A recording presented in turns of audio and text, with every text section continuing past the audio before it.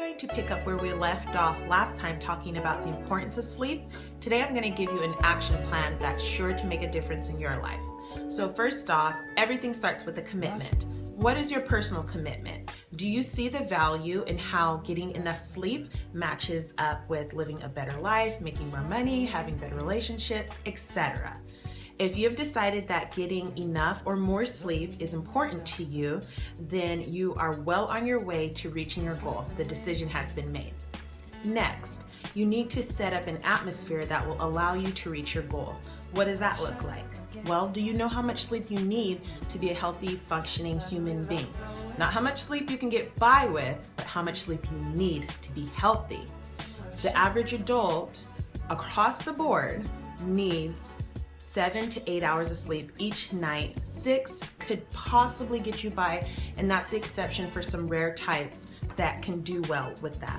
The best way I know how to do that is to set a consistent bedtime starting now. So right now, go ahead. Figure out if you're going to get 6, 7, or 8 hours of sleep each night. Once you pick, go backwards from when you need to wake up in the morning and figure out what that bedtime means for you. Learn to embrace the word bedtime. It's not just for kids, and you'll feel so much more happy when you wake up in the morning.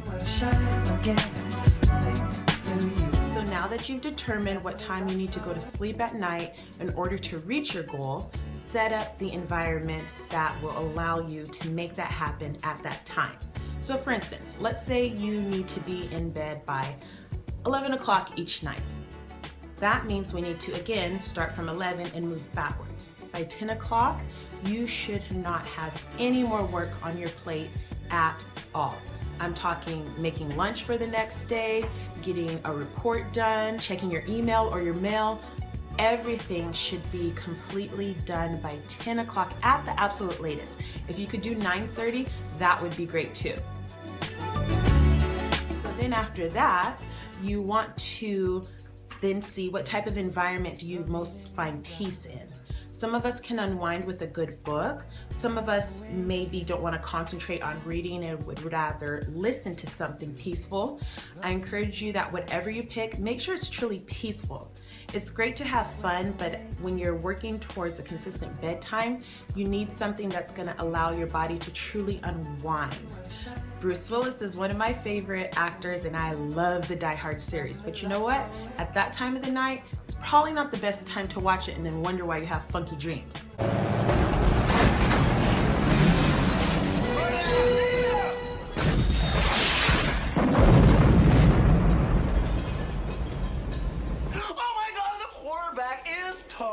Something a little bit more calm would probably help get you to bed easier. Consider that. If it's your favorite music that you want to listen to, maybe pick a slower selection, not the greatest dance beats of whatever year. So we're looking at going to bed at 11. By 10 o'clock, we're done with all our work and we have settled into something peaceful.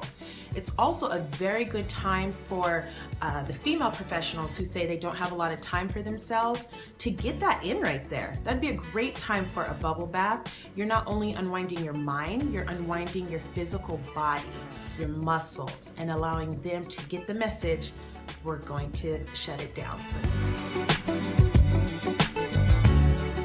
So you've come up with whatever helps you unwind. You've made your decision. Now the choice to commit to it.